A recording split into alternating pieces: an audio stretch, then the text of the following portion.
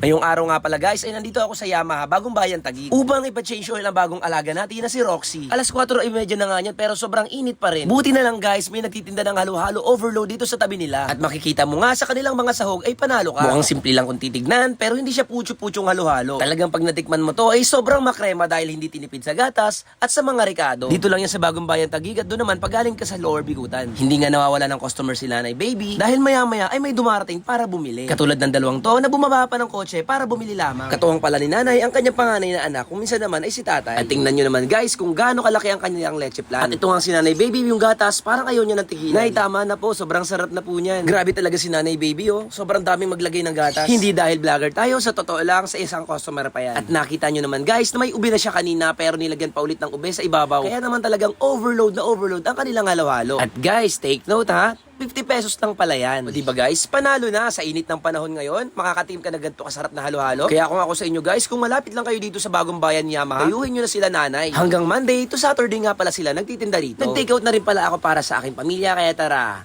makisarap na!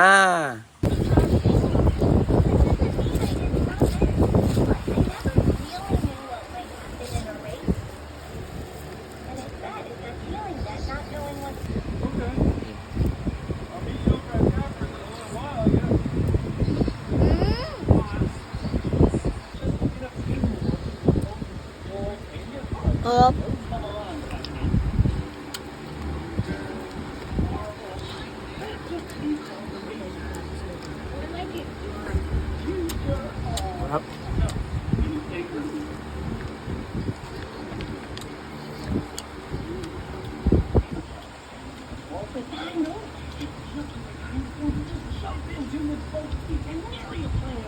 Phoenix and I will give them sanctuary.